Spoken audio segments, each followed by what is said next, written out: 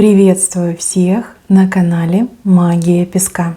Мои дорогие зрители, меня зовут Ольга, и сегодня для вас я сделаю отсыпочку на такую тему. Что происходит у вас за спиной? Что очень тайное должно стать явным? Если тема вам интересна, пожалуйста, присоединяйтесь, загадайте на себя, и песочек нам все покажет.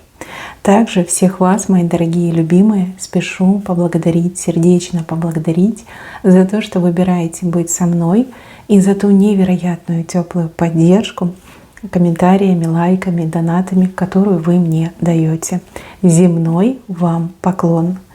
Итак, я прошу высшие силы дать мне возможность ответить на все ваши вопросы и послать для вас только лишь самую важную, нужную и полезную информацию.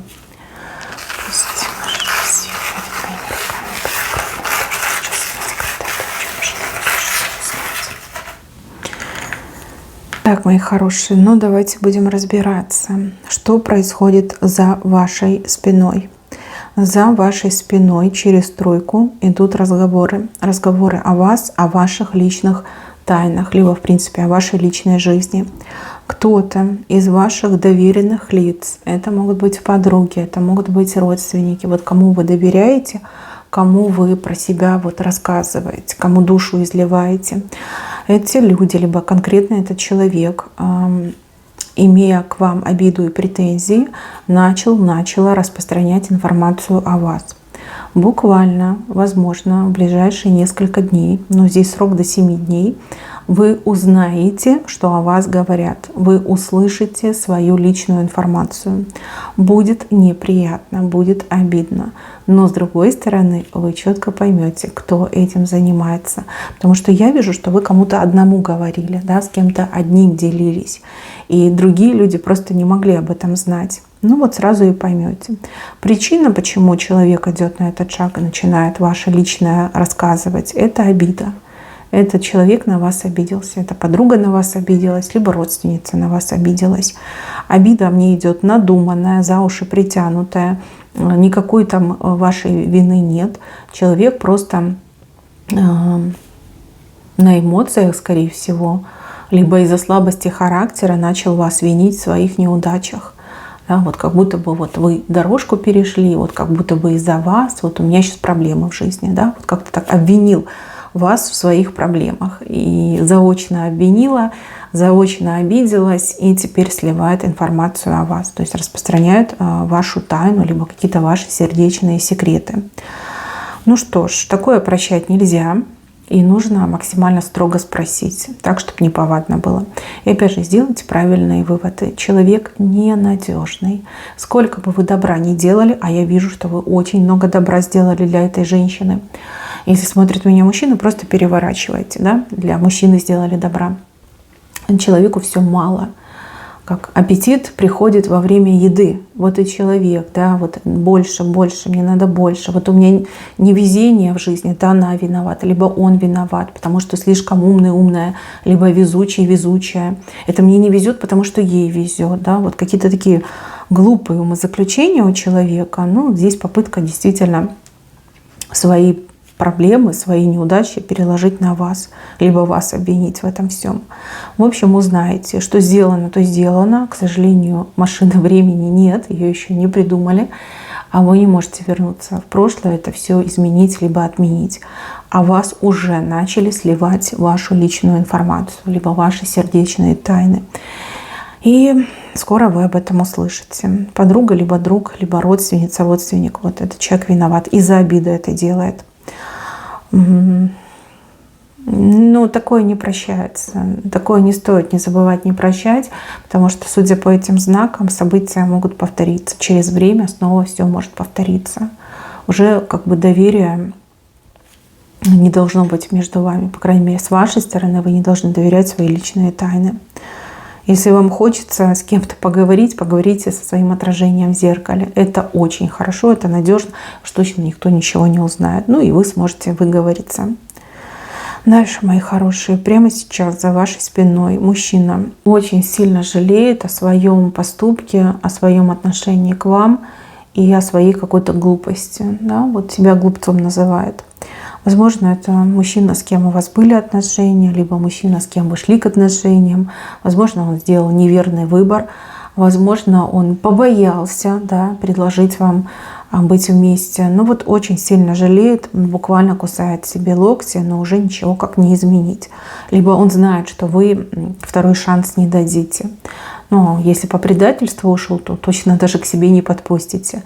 А если по неуверенности в себе, опять же, да, побоялся пригласить вас на свидание, побоялся завязать с вами отношения, либо взять на себя ответственность не только за себя, но и за вас, то знает, что вы уже второй шанс не дадите. А возможно, вы уже в паре с кем-то другим. Он то ли видел вас недавно, то ли фотография попалась ваша. Может быть, кто-то про вас что-то рассказал. И вот он, бедный, сидит и плачет. Плачет о том, что был глуп, о том, что был трусом, о том, что сделал этот неправильный выбор. Кстати, этот мужчина может вам присниться. Приснится, и причем приснится в какой-то не очень хорошей форме, не в очень хорошем виде. Это его страдания вам приснятся. Страдания и сокрушение по поводу того, что вот ошибся, да, ошибочка вышла, но уже ничего не изменить и не поправить. И если по обиде уходил, да, если он вас обидел либо предал, то для вас это должно быть, в принципе, я думаю, утешением, да, что вот он пожалел, что до него все-таки дошло, что он был неправ. Ну, я думаю, что вы человек не злопамятный, да, скорее всего, уже так рукой на него махнули и о нем не думаете. И еще за вашей спиной 2 человека старшего возраста о вас ведут диалог. Они очень часто о вас говорят, то ли это какие-то родственники, то ли это, может быть, какие-то представители, может, какой-то организации. Вы им очень нравитесь, они вас одобряют. То ли помочь вам хотят, то ли наследство на вас отписать хотят, то ли как-то поучаствовать в вашей жизни хотят. Постоянно о вас идет разговор, постоянно ваше имя у них на устах. Ну, если вы молодая девушка, либо молодой парень, и, допустим, вы работаете, и ваши начальники гораздо старше вас по возрасту, то, возможно, идет обсуждение по поводу вашего карьерного роста, по поводу вашего повышения. А вам в лицо этого не говорят, потому что решение еще не до конца сформировалось. Как только они примут это решение, я думаю, вам сразу об этом и скажут. Да, вы можете замечать, что эти люди, как-то шушукаются между собой. Может быть, вы будете замечать, что как-то странно на вас смотрят. Это не к плохому, это к хорошему. То есть нет желания вас обидеть, либо как-то вам навредить. Наоборот, есть желание вам помочь, желание вас возвысить. Мне идет, да, наградить, возвысить. И еще у кого-то ребенка показывают. Ребенок слишком много времени, я так понимаю, проводит то ли телефон, то ли компьютер, может быть и то, и другое. Не хочется ничего, кроме как игры какие-то, либо какое-то общение. Нет, скорее всего, игры. Тут как-то на здоровье влияет. Может быть, ваш ребенок даже по ночам не спит, а сидит, не знаю, в компьютере, либо с телефоном. Вы проверяйте, пожалуйста, этот момент. И лучше, наверное, гаджеты вообще забирайте, да? Чтобы не было возможности, когда все спят, да, вместо сна, вместо отдыха, вместо того, чтобы дать своему организму восстановиться, набираться сил, расти, а ребенок может сидеть полночи, либо всю ночь напролет с телефоном, с компьютером. Вот у кого-то именно так отыграется. Вы-то думаете, ой, какой у меня хороший ребенок, вовремя спадки ложится. А он дождет, пока все заснут, и давай дальше. Много времени проводит за гаджетами. Это нехорошо. Особенно если ночью не спит, то это может быть катастрофой. Да? Тут и зрение, тут и психика. И опять же, тело не регенерирует, не восстанавливается. Это плохой момент. Проверяйте, лучше забирайте, и тогда всем будет спокойно. Сон восстановится, и ребенок будет нормально себя и чувствовать, и с здоровьем будет все хорошо. Дальше, мои хорошие, вам хотят отдать, либо продать, скорее всего, продать какую-то ненужную вещь, либо поломанную, либо бракованную, с дефектом. Но вам либо уже предложили, либо буквально вот, в ближайшие дни будут предлагать. Причем предлагать очень настойчиво и очень так ярко рекламировать, что вот типа возьми, это же такая вещь крутая. Вещь с дефектом, вещь, которая станет для вас обузой, проблемой и головной болью.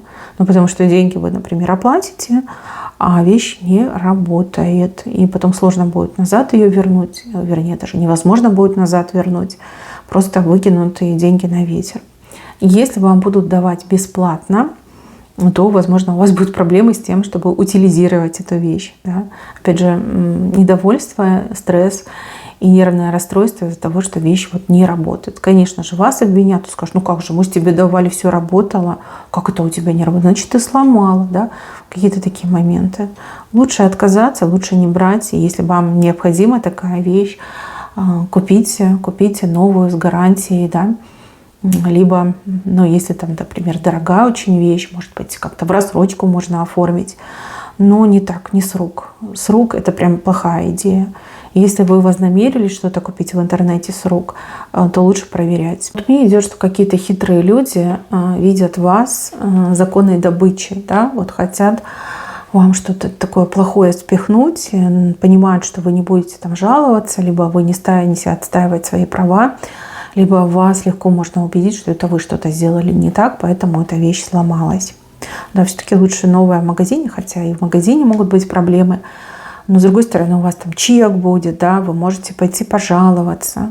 А тут с рук очень сложно вам будет что-то доказать. Так, еще. Брат. Это чей-то брат. Вот четко вам говорю, человек брат. Для женщин предсказание. Это не ваш брат, а брат кого-то из ваших знакомых. Положил на вас глаз. Причем не просто положил, а прям конкретно положил. Вы очень понравились этому мужчине. И этот мужчина прям, бредит вами. Бредит, вспоминает, думает. Вам этого человека представили как брат. И он в вашей памяти остался именно под именем брат. Может быть, и имя сказали, но вы, может, имя не сильно запомнили, а то, что он чей-то брат, вы запомнили.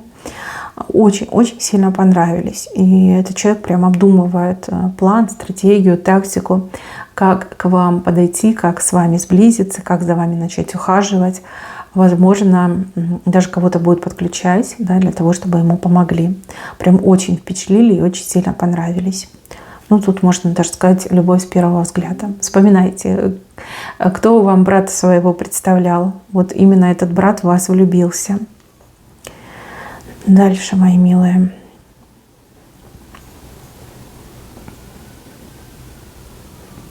Тут зависть показана. Причем зависть, которая растет не по дням, а по часам. Вас кто-то постоянно расспрашивает о вашей жизни, о ваших делах, о семье, о детях, о вашем самочувствии. И когда вы отвечаете, что все хорошо, все замечательно, там, нормально, обычно даже говорите, человек все равно начинает завидовать, потому что у этого человека все очень плохо в жизни, но при этом человек ничегошеньки не делает для того, чтобы себя спасти, защитить, либо что-то изменить. Просто предпочитает завидовать. Может быть, человек сдулся, сдался, опустил руки, но вот эта злоба, да, в человеке растет злоба, зависть очень сильно идет. И мне почему-то еще так показывают, что в спину вам зависть идет. То есть, скорее всего, в лицо вам человек улыбается, когда расспрашивает. Но когда вы, например, поговорили, уходите, человек вам смотрит в спину, возможно, даже какие-то плохие слова говорит, либо какие-то пожелания очень негативного характера говорит. У вас, скорее всего, холодок пробегает в этот момент. Либо вы что-то ощущаете, но не понимаете, что это. Да, это очень сильная зависть. Вот тот, кто расспрашивает, тот, кто улыбается, очень сильно вам завидует. Но опять же, легко понять, потому что у человека в жизни много проблем. Больше, чем у других людей. И человек очень такую пассивную позицию занимает, при этом очень сильно вам именно завидует. Хотя вы с этим человеком, наверное, давно знакомы, да, раз вы говорите об этом, значит, давно знакомы. Так, еще огромная летучая мышь накрыла женщину. Какую-то женщину напугали, либо запугали. Эта женщина в шаге от какой-то роковой ошибки. Это не вы, но это кто-то с вами связан. Сестра, мама, дочь, может быть, наоборот, у кого-то еще подруга отыграется, подруга знакомая. Но это не чужая вам женщина, однозначно не чужая. И ее кто-то очень сильно напугал. Тут, как знаете, вот если ты что-то не будешь делать, то будет плохо, да, либо все плохо закончится.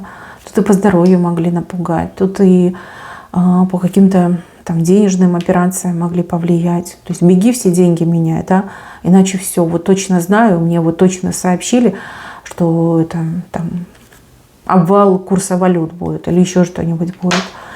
Может, мошенники, да, которые вот по телефону могли сказать, что там счет взломали.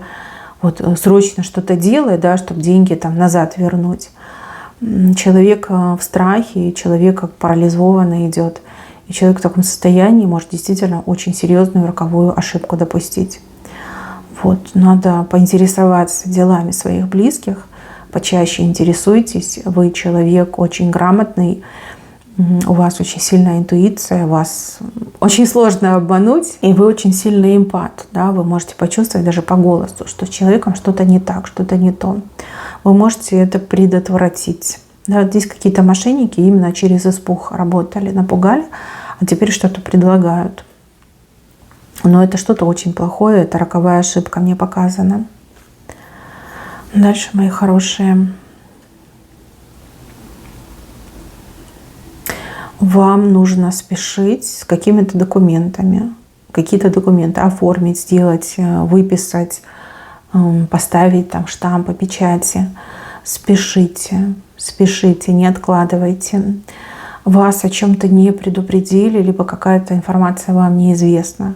Допустим, может там какие-то штрафные санкции, может быть какие-то там, не знаю, аннулирования, да, там справка годна только лишь там до определенного числа. Может быть, нужные люди уедут в отпуск, да, уйдут и некому будет подписать, либо штамп поставить, либо изготовить документ. Надо спешить. Надо спешить.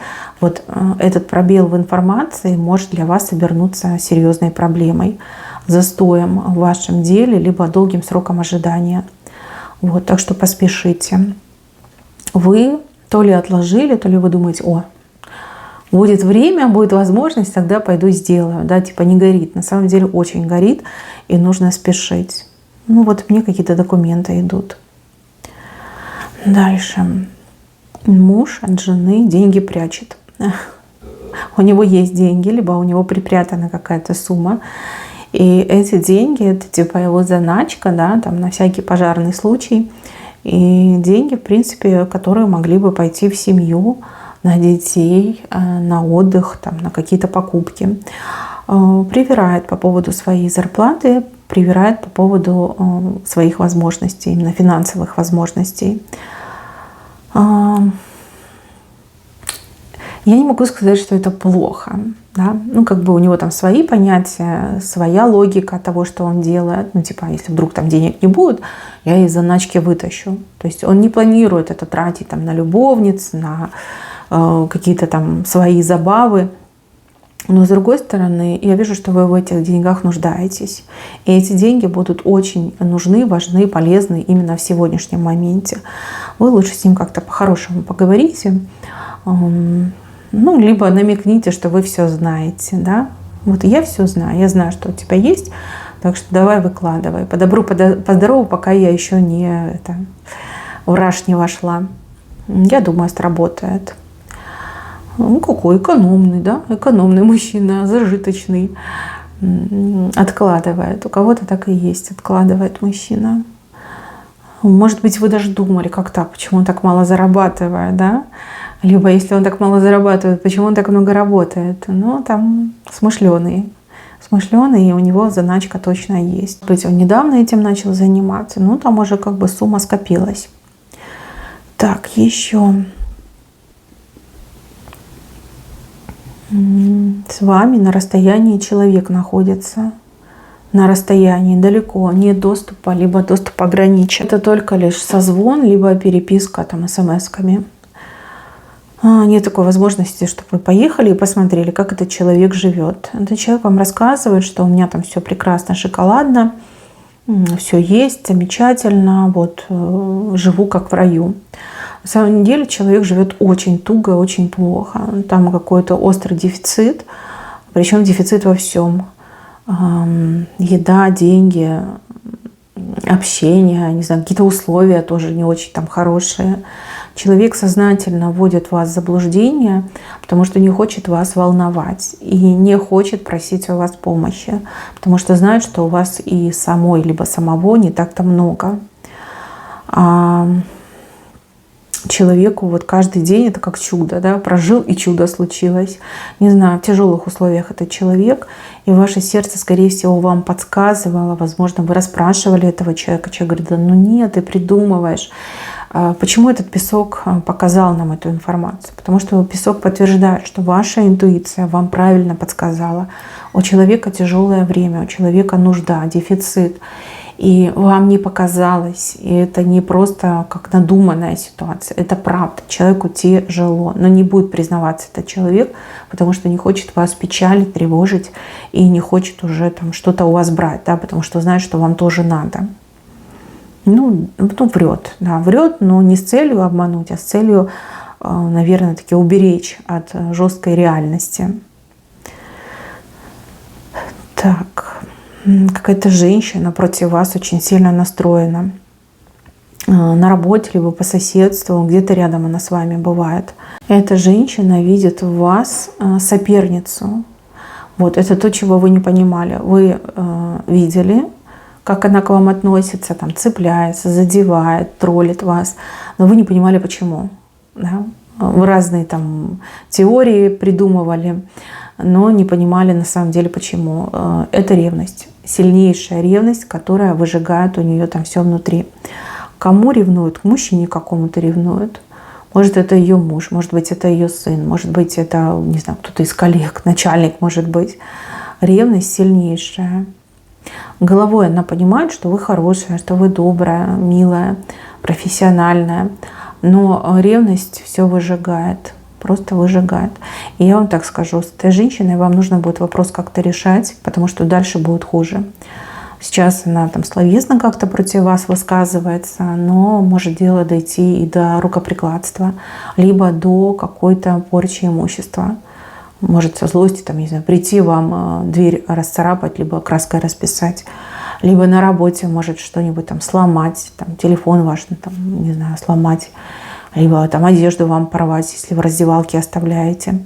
Надо быть очень аккуратнее. Надо как-то этот вопрос решать. Действительно решать, не отмахиваться от него, не надеяться на то, что эта женщина придет в себя, а именно решать. Чем раньше, тем лучше.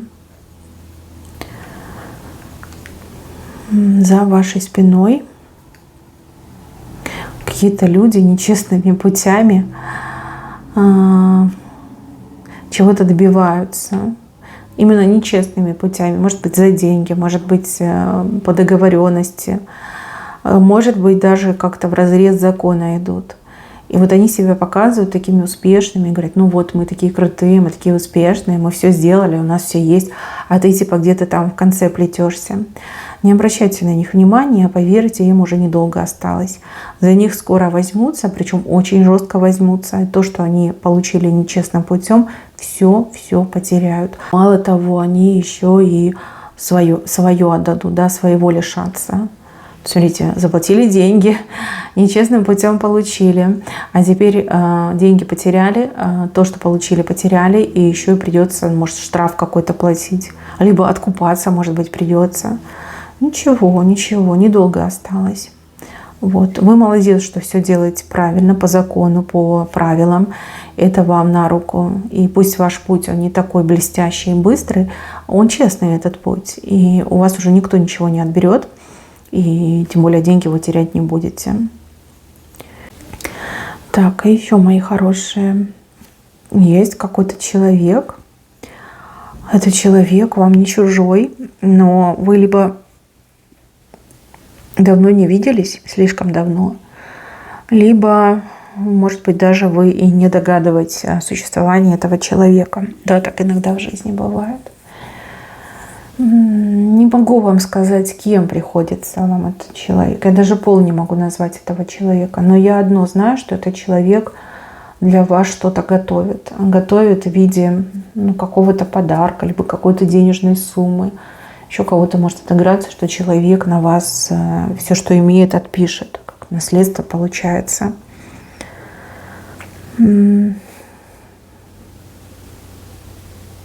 Это происходит именно сейчас. Как будто бы человек сейчас что-то делает, либо документы оформляет.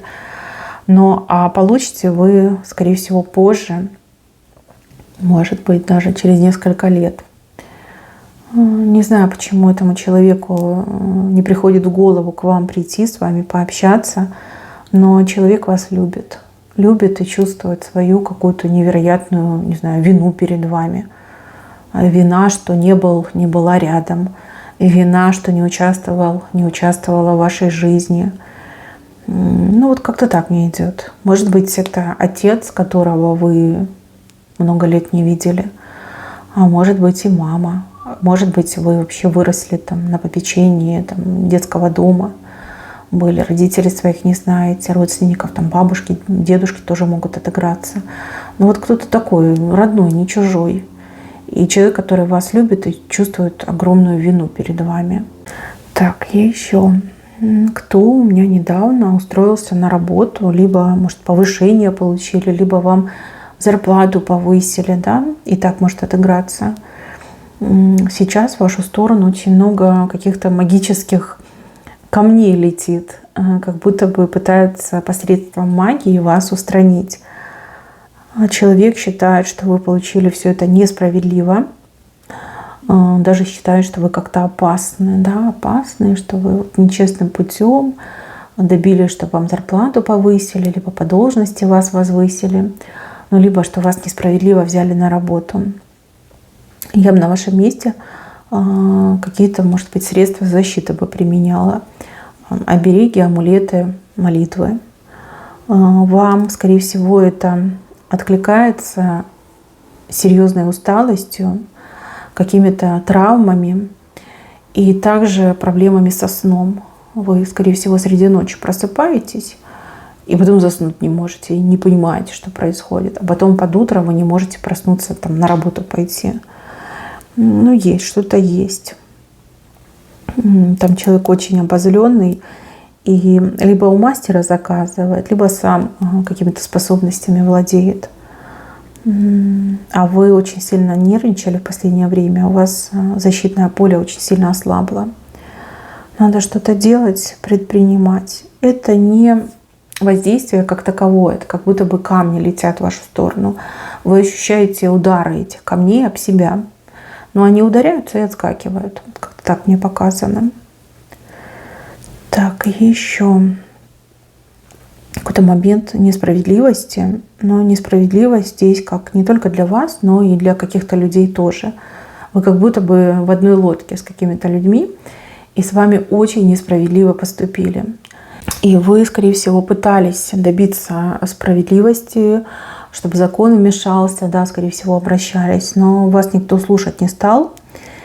И какое-то время уже прошло. Буквально, возможно, и сейчас, либо вчера начался какой-то момент, связанный с проверкой. Как будто бы кто-то старые дела поднимает, старые архивы копошит, и ваше дело, оно обретает актуальность. Может быть, не в самое ближайшее время, может быть, до конца лета, либо в начале осени будут уже первые какие-то результаты. И те, кто несправедливо пострадал, либо с кем несправедливо поступили, вы то ли какую-то компенсацию будете получать, то ли что-то вы что-то получите. Мне идет, что что-то получите. Вам кажется, что про вас, про несчастных, обиженных людей все забыли. На самом деле это не так. Там кто-то инициировал проверки. Может быть, там, да, передел власти идет. Может быть, кому-то выгодно расследовать, но это уже происходит. И конец лета, начало осени вы что-то получите. То есть в этой своей обиде, в своей несправедливости вы не останетесь. Будет расследование, будет дана правовая оценка, и какая-то компенсация придет. Ну и вам, получается, и тем другим людям. Так, а еще один момент. Ну тут животное. Чье-то животное очень странно себя ведет. Либо агрессию проявляет, либо какие-то звуки издает, такие непонятные, неприятные, агрессивные. И вы начинаете думать, что это какая-то мистика, чертовщина, еще что-то, вам кто-то сказал, либо кто-то вас в этом убедил. На самом деле у животного что-то болит. И ваше животное так реагирует на свою собственную боль. К несчастью, животные не умеют говорить, и они не могут сказать, что у меня там спина болит, либо лапа болит, либо желудок болит. Реагируют именно агрессией, реагируют звуками какими-то. Это что-то болит. Вы лучше не слушайте про негатив, про потусторонний мир. Вы лучше возьмите свое животное и отвезите в ветклинику. Пусть проверят. Мне идет, что что-то болит у животного. Но не то, что вам сказали, или не то, что вы подумали. Это именно проявляется боль. Боль. И не бешенство, кстати, тоже. Это что-то именно болит. Так, мои хорошие, пусть все животные, да и люди, все пусть будут здоровы, счастливы, и пусть никаких тайн не будет. Ни за спиной, ни перед спиной. Пусть не будет никаких тайн. Мои хорошие, берегите себя. Всем спасибо за внимание. Всем пока-пока.